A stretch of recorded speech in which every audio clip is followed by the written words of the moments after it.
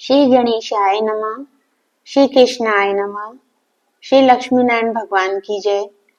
माघ मास महात्म्य की जय। 13वां अध्याय। विकुंडल कहने लगा कि तुम्हारे वचनों से मेरा चित्त अति प्रसन्न हुआ है, क्योंकि सज्जनों के वचन सदैव गंगा जल के सदृश पापों का नाश करने वाले होते हैं। उपकार करना तथा प्रिय बोलना सज्जनों का स्वभाव ही होता है। जैसे अमृत मंडल चंद्रमा को भी ठंडा कर देता है, अब कृपा करके यह भी बतलाइए कि किस प्रकार मेरे भाई का भी नरक से उद्धार हो सकता है। तब दूत कुछ देर ज्ञान दृष्टि से विचार कर मित्रता रूपी रस्से से बंधा हुआ बोला कि हे वेश्य, यदि तुम अपने भाई के लिए स्वर्ग की कामना करते हो तो जल्दी ही अपने 8 जन्म के पुण्य फल को उसके निमित्त अर्पण कर दो।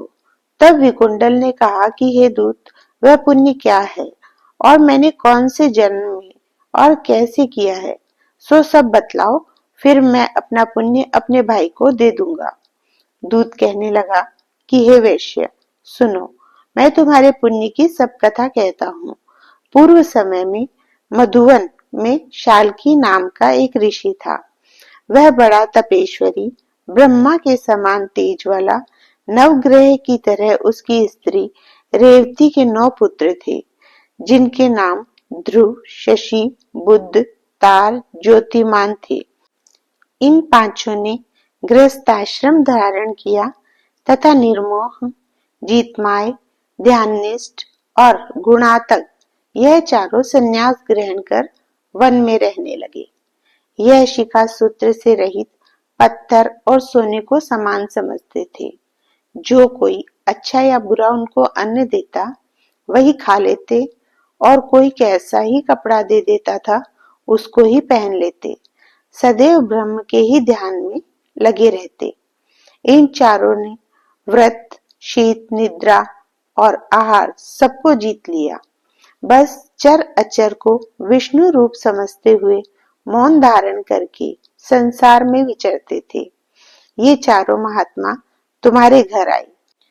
जब तुमने मध्याह्न के समय भूखे प्यास से इनको आंगन में देखा तो तुमने गदगद कंठ से आंखों में आंसू भरकर इनको नमस्कार करके इनका बड़ा आदर सत्कार किया। इनके चरणों को धोकर बड़े प्रेम से तुम इनसे कहने लगी कि आज मेरे अहोभाग्य है, आज मेरा जन्म सफल हुआ, मुझ पर भगवान प्रसन्न हुए, मैं सनात हुआ।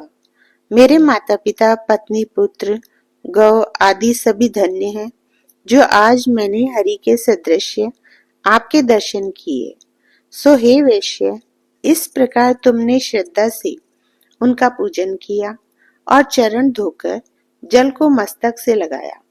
फिर विधि पूर्वक इनका पूजन करके तुमने इन सन्यासियों को भोजन कराया। इन सन्यासियों ने भोजन करके रात को तुम्हारे घर में विश्राम किया और ब्रह्मा के ध्यान में लीन हो गए। इन सन्यासियों के सत्कार से जो पुण्य तुमको मिला सो मैं भी कहने में असमर्थ हूँ, क्योंकि सब भूतों में प्राणी श्रेष्ठ है।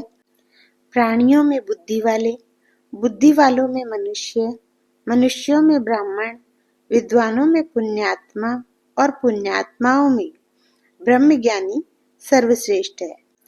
ऐसों की संगति से बड़े बड़े पाप नष्ट हो जाते हैं। यह पुण्य तुमने अपने पहले 8वें जन्म में किया था। सो यदि तुम अपने भाई को नरक से मुक्त कराना चाहते हो तो यह पुण्य दे दो।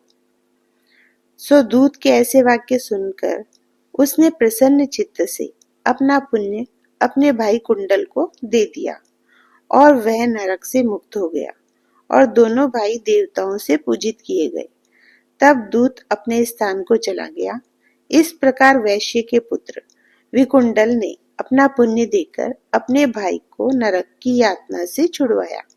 सो हे राजन, जो कोई इस इतिहास को पढ़ता या सुनता है वह 1000 गोदान का फल प्राप्त करता है।